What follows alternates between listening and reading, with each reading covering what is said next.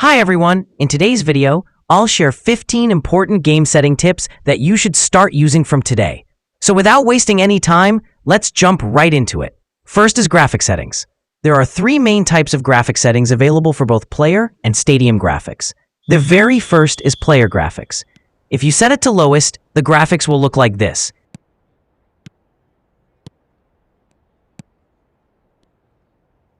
If you set it to standard, it'll look like this.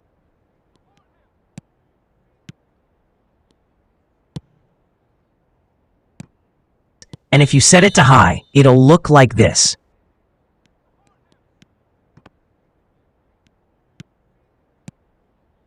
Honestly, you'll barely notice any difference between standard and high graphics when playing individually, but lowest definitely has some noticeable differences. The second is stadium graphics. The same logic applies here. If you set it to lowest, the stadium will look like this.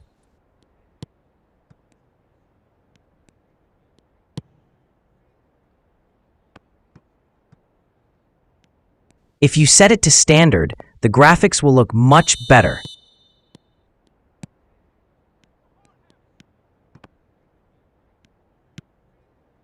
And if you set it to high, it'll look like this.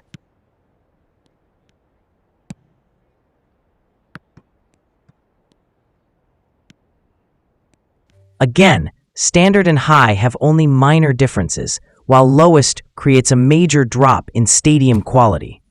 Now, for the FPS settings, we have 4 options in total: 60 FPS, 30 FPS, 20 FPS, and 15 FPS. I strongly recommend setting the FPS to the highest possible for smoother gameplay. You honestly can't play properly at 15 or 20 FPS.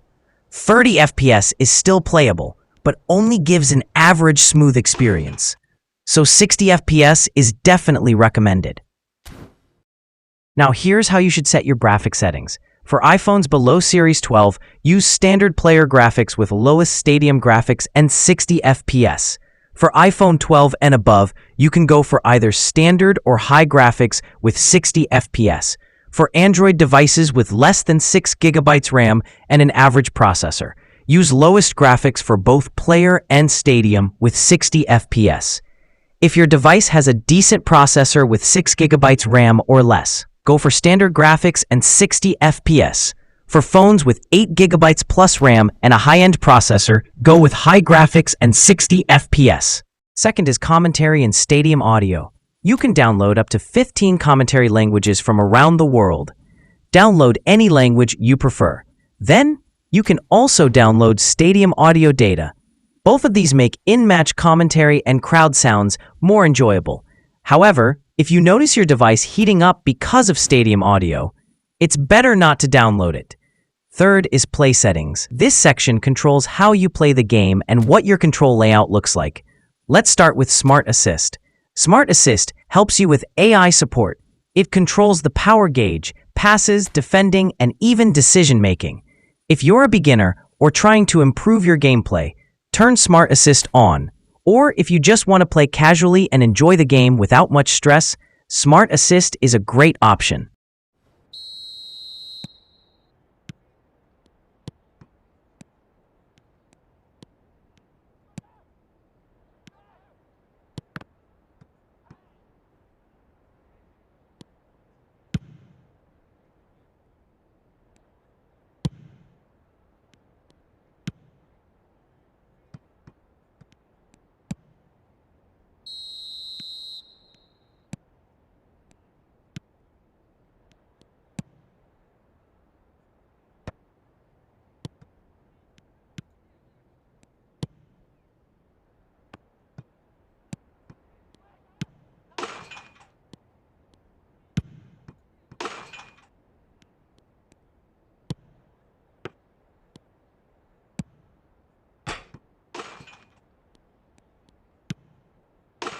Next is control type, where you can choose between button controls or swipe gestures.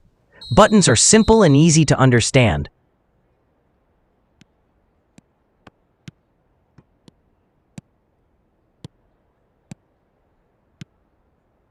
while swipe gestures can be a bit complicated and confusing. If you ask me, I don't have a single best answer, since it depends on each player's preference. Personally, I prefer the classic control buttons over swipe gestures. Next is directional stick type. Here, you can set the joystick to move freely across the screen. Fix it in one position.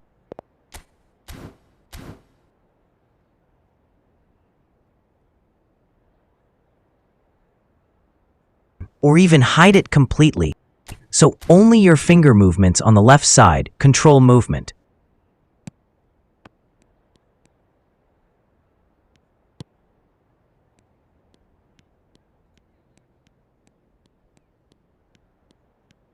I recommend using the movable joystick since it gives better response compared to fixed or off. Next is player cursor change. This setting controls how you switch between players. You can change players manually, use semi-auto for slight AI help, or go automatic for full AI assistance. My recommendation is semi-auto, since it lets you switch manually while also showing which player you should control next. Next is movement input range. This controls how far your joystick moves, not by size, but by movement distance. If you choose narrow range, your joystick completes a 360-degree rotation faster than medium.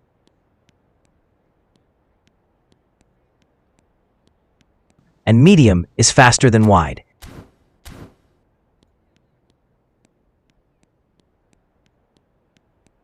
I personally recommend wide input range for better accuracy. It gives you more control while passing, shooting, and defending.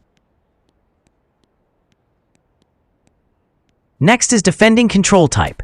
There are two main options, standard type and pressure type. Standard type allows you to press the opponent using dash and pressure buttons while using matchup to block or intercept. Pressure type removes matchup and separates the dash command, so if you only like pressure tackling, go with that. However, I highly recommend standard type, since matchup helps block, stop, and intercept much more effectively. Then comes button configuration. Here you can rearrange button and joystick positions to your preference. You can set different layouts for attacking and defending controls.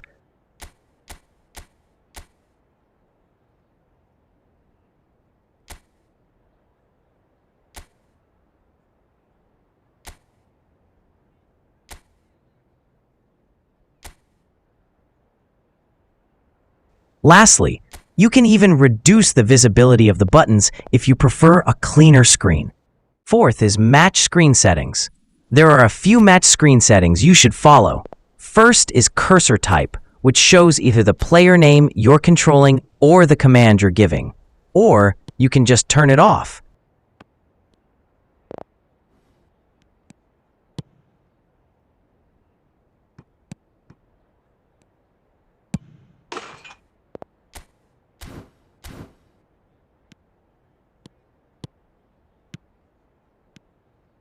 Next is Next Player Indicator, which shows who will be selected next. Now, the Pass Search Guide. This is great for improving your manual passing accuracy. It shows the exact power and direction you apply, so you can see how close your pass is to what you intended.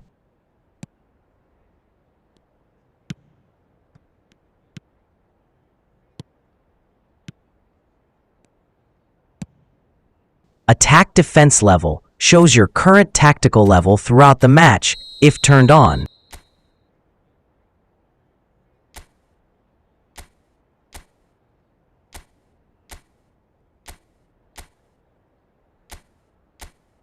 If turned off, you'll only see it momentarily when changing commands.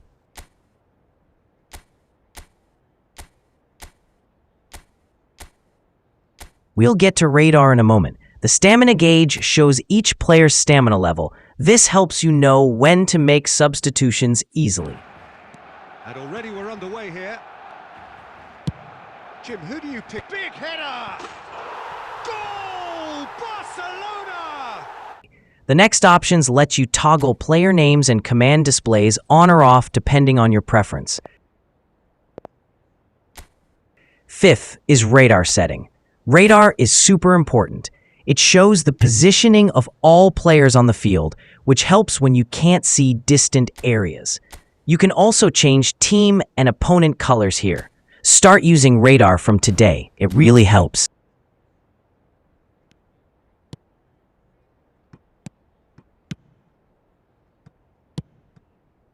Sixth is camera angles. There are a total of 7 camera angles. The first 3, mid-range, long, and wide, are rarely used, and I don't recommend them.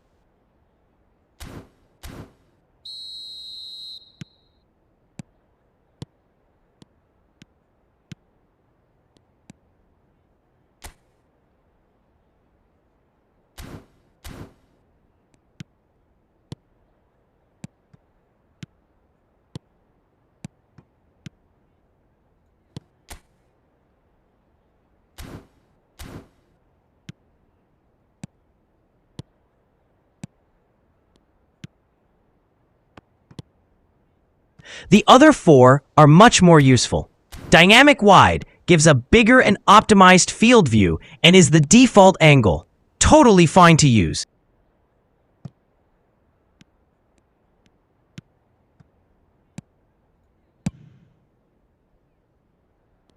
Live broadcast shows the match from a TV-like view, with angle changes but no moving camera, which makes it hard to follow attacks in the final third.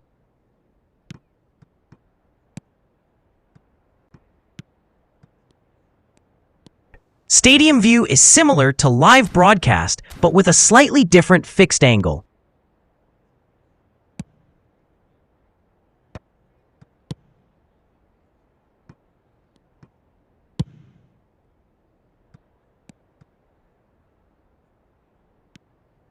The last one is dual, and it's my personal favorite. It covers more of the field than dynamic wide and provides a sharper view from near to far distances. My recommendation, go with either dynamic wide or dual, but live broadcast and stadium view are also decent options. Seventh is customization basics. Here you have 3 options: stadium customization, strits customization, and player gallery. In stadium customization, you can create up to 3 different stadiums. You can rename them, change pitch and border colors, edit grass patterns, and even customize goalpost design or color.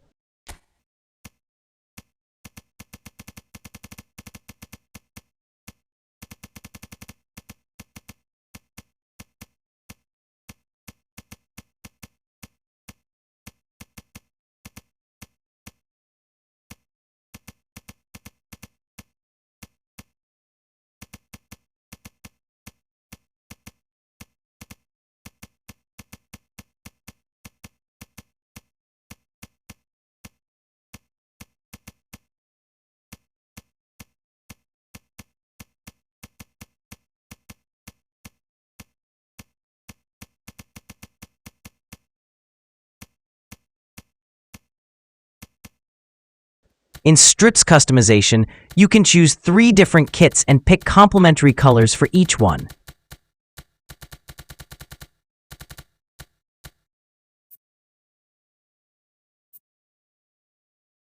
In player gallery, you can view, train, fuse, or release players in exchange for GP, training XP, booster tokens, and more.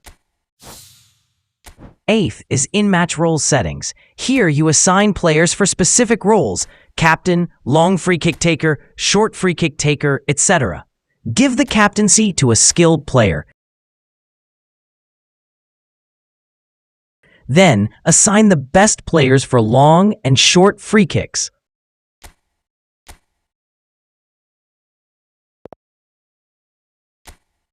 For corner kicks, I recommend using a left-footed player for right corner and a right-footed player for left corner. It improves the cross angle and ball delivery. Also, assign a good penalty kick taker and select 3 players to join attacks during corners.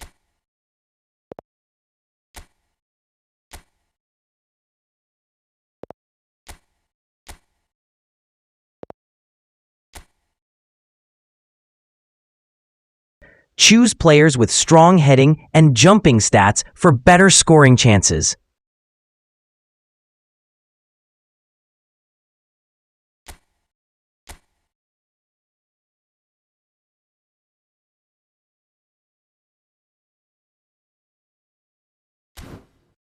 Ninth is automatic match support. Here, you can enable auto substitutions. If you choose very late, subs happen near the end of the match. Flexible makes them mid-match, and very early does it earlier. I recommend turning this off and doing manual substitutions. You can also toggle offside trap on or off depending on your tactics. And if you turn attack defense level on here, your commands will automatically adjust to the field situation. 10th is base team settings. Here, you can choose your favorite club or national team as your base. You can even change its short name to make it unique. Your base team determines the strips you'll use in matches.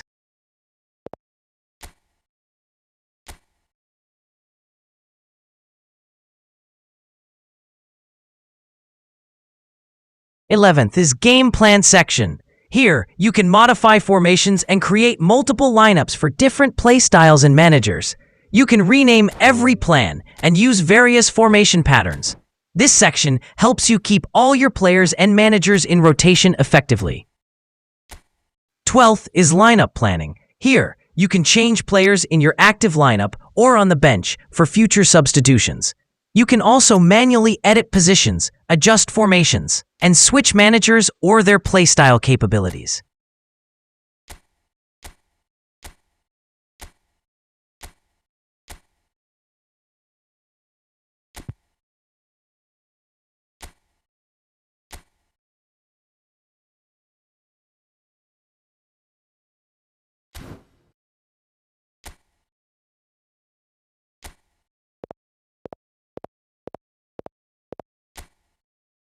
Thirteenth is individual instructions. This setting is crucial for player performance. In the first two options, you can assign a player to focus on attacking or defending, so they behave accordingly. Selecting anchoring keeps the player fixed to his assigned position in the lineup. The next two options are defensive. You can assign players to tight marking or man-marking specific opponents. Counter-target commands a player to launch counterattacks whenever possible, and deep line provides extra backup for your defense line. 14th is player booster crafting. This lets you upgrade a player's stats and overall rating. You can either go for random booster selection using regular tokens or selection booster tokens to pick your desired stat boost. The minimum requirement for selection tokens is 100.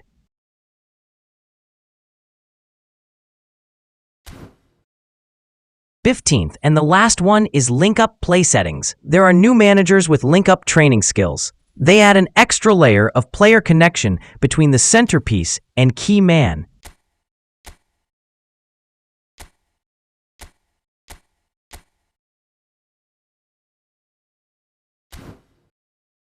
The game gives you 2 free link-up managers and others are available for purchase. Be sure to check them out and use one of them to boost your squad chemistry.